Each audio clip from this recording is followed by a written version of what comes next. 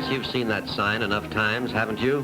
Any bar or club that sells liquor by the drink, or any retail store dealing in spirits or bottled alcoholic beverages, is sure to have it in a prominent place. Bud and Jack went in to buy a case of beer for a picnic, and right now they think it's pretty unfair that they can't walk into a store like anyone else and buy liquor just because they're underage. Oh, that's me, incidentally, Tom Ullman. I'm a sports reporter on the city paper. The boys want me to take their money and buy their drinks for them. No deal. Maybe it'd be a good idea if I told them a little something about why that sign is in the window and why they should be glad it is there. For anybody who fools around with this, adult or minor, is playing with dynamite. I decided to tell these boys about Paul, Jim, and Tip. I guess you could say Paul started it all, but it wasn't all his fault, actually. You see, he was just too good a musician for his age. He played in dance bands with older fellas, and they taught him things he'd be better off not knowing.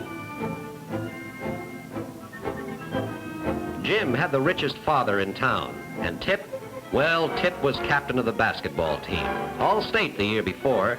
They saw something funny in the way their friend Paul was acting as soon as he joined them. According to Paul, it's no fun drinking alone. He wants company.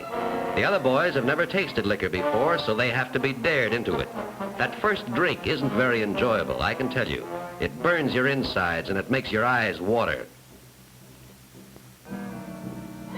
Tip refused the drink. He said he was in training and basketball meant too much to him. But that isn't good enough for his friends. He has to be a sport. You'd be surprised at how little it takes to get you tight that first time. That's true with adults, but at high school age, even though your mind seems mature, your body isn't, and alcohol is a violent narcotic.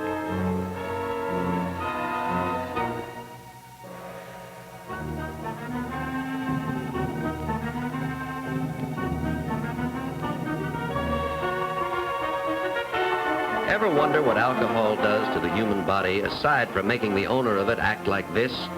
Well, let's take Paul as an example, since he started all this anyway.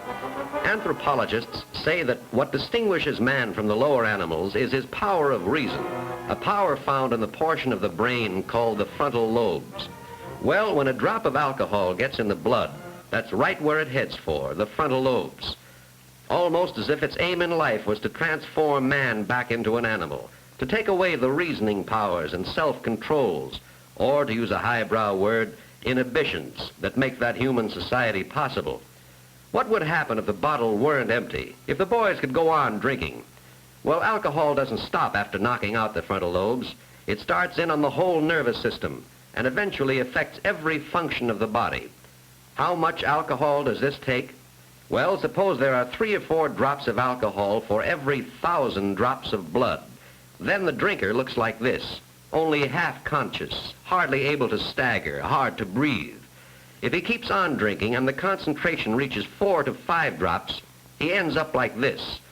And that's fortunate in a way, because if he was able to lift his hand for another drink, the undertaker would have another customer.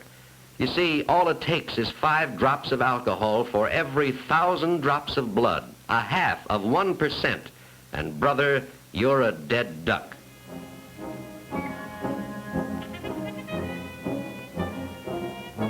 Well, that first night was the start. Paul, Jim, and Tip took to drinking together. Jim's father gave him plenty of money, and Jim kept them in liquor.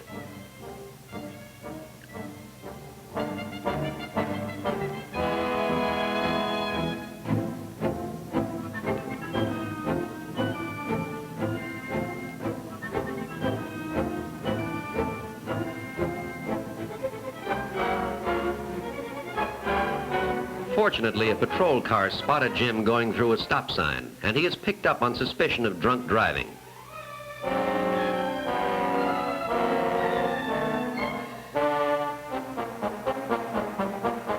Jim's father was summoned to the station, and because this was Jim's first offense, was successful in having Jim released, following a severe warning. In the meantime, Tip's playing went from bad to worse, and then came a day that Tip would like to forget, but one he'll remember all his life. He was kicked off the basketball team. But his 2 good friends were there to console him, and they were sure a drink would make him feel better. Well, the alcohol story usually runs to a pattern. The boys were drinking more and more, depending on liquor to get them through the day. Even dates were no fun anymore without a bottle.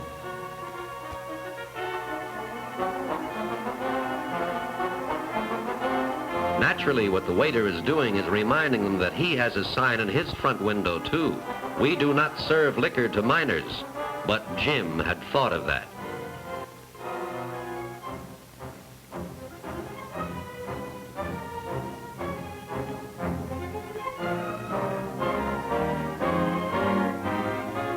Jim's date, Judy, had never tasted liquor before, but like dope addicts, one drinker can't stand the sight of somebody not drinking.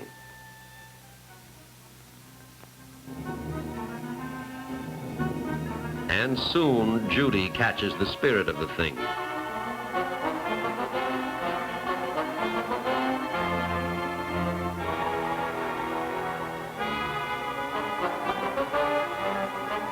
The waiter has a right to be sore. He'll give the club a bad name, he says, and he boots them all out. He wants to keep his license.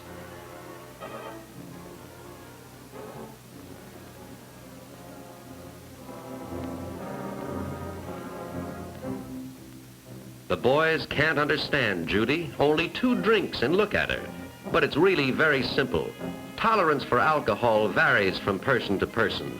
Judy is one of those on whom it acts like a deadly poison.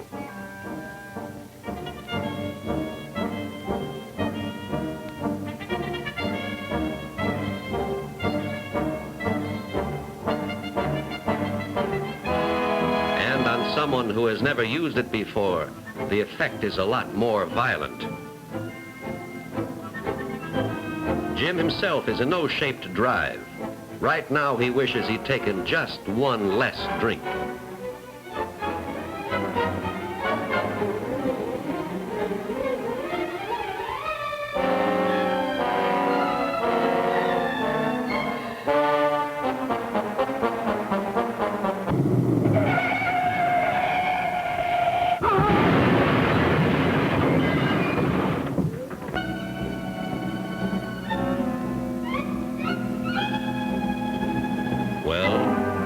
Result. Just another victim of a drunk driver. One of the estimated 10 to 20,000 last year alone.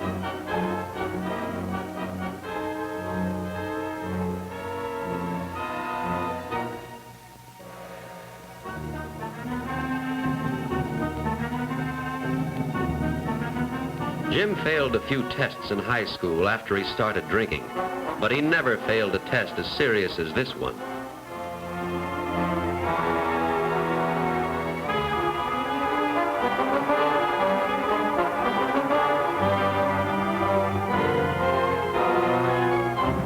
Jim went to jail with plenty of time to think. Well, what happened to the 3 boys after the accident? Paul was almost a complete alcoholic for a while, but then he became one of the youngest members of Alcoholics Anonymous, and now he has a chance to save himself. Jim never got over that accident. When he got out of jail, he went back to drinking and ended up on Skid Row, a hopeless derelict. Tip, the 3rd boy, realized at the scene of the accident that he was playing in the wrong league. Right then, he made a vow never to touch a drop of liquor again, and he hasn't. How do I know? Because Tip is my son. Why did Americans in 1 year spend $2 billion more for liquor than for all education? That's a tough one to answer. When a man can't or thinks he can't measure up, he looks for a crutch, something to help him. He takes a drink. Alcohol deadens the part of the brain that holds his worries and responsibilities, and he thinks it's helping him.